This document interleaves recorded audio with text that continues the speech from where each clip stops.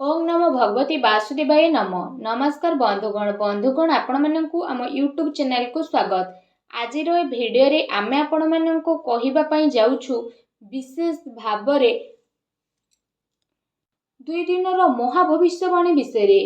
आगामी 2 दिन आपणकर किपरि कटिबो, किपरि आपणकर संपूर्ण दिन को पूरा स्पेंड करिवे, किपरि 2 दिन स्थिति रहिबो, केउ सब जिनिस रे आपणको फायदा मिलिबो, ता सहित केउ सब जिनिस रे आपणको सावधानता अवलंबन करबा पई पड़िबो। ए 2 दिन रे आपणको लव लाइफ रे स्थिति रहिबो, आपणको कैरियर रे स्थिति किपरि रहिबो।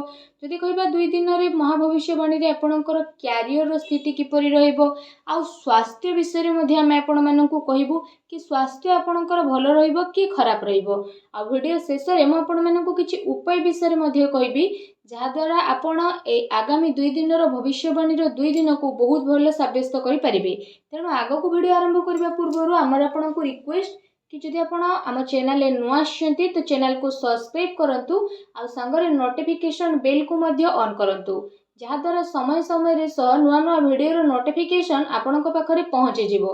तो आसंतु जानिबा किपरि रहिबो आपणक पई विशेष भाबरे आगामी ए 2 दिन रो महाभविष्यवाणी रो स्थिति।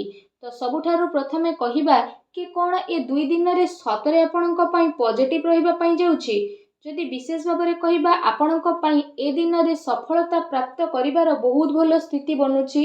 संतान पक्षक ठारु संतुष्टि मध्ये आपणको विशेष रूप रे प्राप्त हेबो। समय अनुसार संतानक सहयोग मध्ये आपणको प्राप्त हेबो। ता सहित संतानकर कार्यकलाप तथा घर परिवार आवश्यकता उपरे आपण विशेष भाबरे आगको बढ़िबा पई ट्राई करिवे। आपणकर संचार कौशल विस्तारता आसीबो। ता सहित आपण प्रतिटी जिनिसरु विशेष भाबरे आगको बढ़िबे।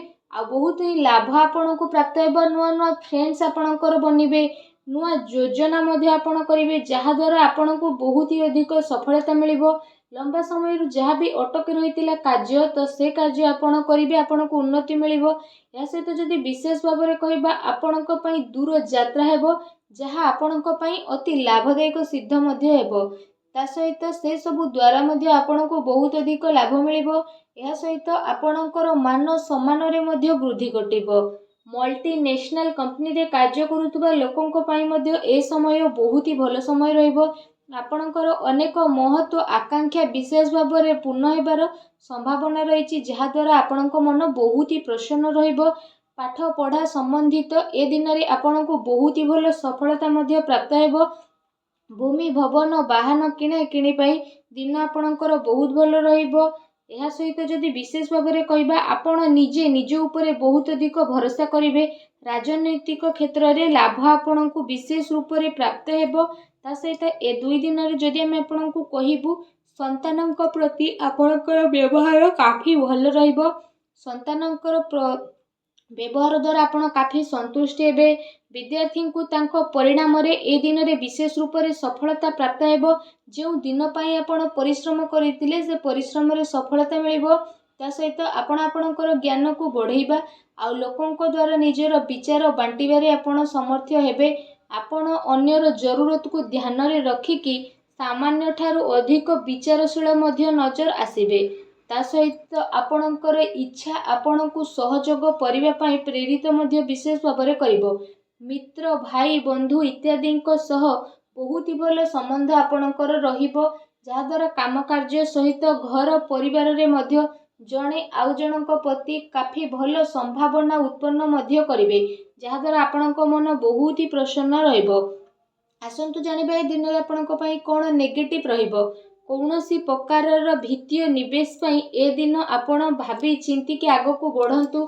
कौनसी क्षेत्र जदि विशेष भाबरे आपणको सुलझा नहीं कि आपण काम करबा पई ट्राई करंतु, एहा आपणक पई काफी भलो रहिबो। ता सहित ए दिन रे आपण कौनसी अजणा स्थिति उत्पन्न मध्ये होई पारे, तेणु टिके सावधान रहतु। एहा सहित जदि विशेष भाबरे कहिबा आपणको आपणकर कार्य क्षेत्र रे टिके ध्यान देबार आवश्यकता रहिछि, कारण आपणक विरुद्ध रे ए दिन रे कौनसी षडयंत्र होई पारे, किंबा आपणक विरुद्ध रे किए कौनसी चाल मध्ये चली पारे, जोथि पई आपणको मान हानि रो स्थिति उठेबाकू पड़िबो।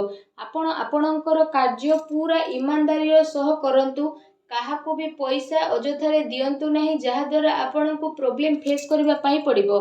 ଅଫିସ୍ ବା କାର୍ଯ୍ୟାଳୟରେ ଆପଣ ଆପଣଙ୍କର ସହକର୍ମୀଙ୍କ ଉପରେ ଭରସା କରନ୍ତୁ ନାହିଁ। ଯଦି ଆପଣ ଏପରି କରୁଛନ୍ତି ତ ସେସବୁ ଆପଣଙ୍କ ଭରସାର ନାଜାଇଜ ଫାଇଦା ମଧ୍ୟ ଉଠାଇ ପାରନ୍ତି, ଆଉ ଆପଣଙ୍କୁ ଲୁଚି ଛୁପି ନୁକସାନ ମଧ୍ୟ ହୋଇପାରେ, ଯେଉଁ କାରଣ ପାଇଁ ଅଫିସରେ ଆପଣଙ୍କର ଛବିକୁ ନୁକସାନ ଉଠାଇବା ପାଇଁ ମଧ୍ୟ ପଡ଼ିପାରେ। ତେଣୁ ଆପଣ ସାବଧାନ ରୁହନ୍ତୁ।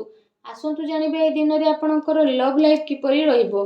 ଆପଣଙ୍କର ଜୀବନ ସାଥୀ ଆପଣଙ୍କୁ ଆପଣଙ୍କର ପ୍ରତ୍ୟେକ କାର୍ଯ୍ୟରେ ସମର୍ଥନ ଦେବେ, ଆଉ ସମୟ ଆସିବା ଦ୍ୱାରା ଆପଣଙ୍କର ସବୁକିଛି ବଦଳିଯିବ, ଆଉ ଯାହାର ପରିଣାମ ସ୍ୱରୂପ ଆପଣଙ୍କର ବ୍ୟାପାରିକ ଜୀବନ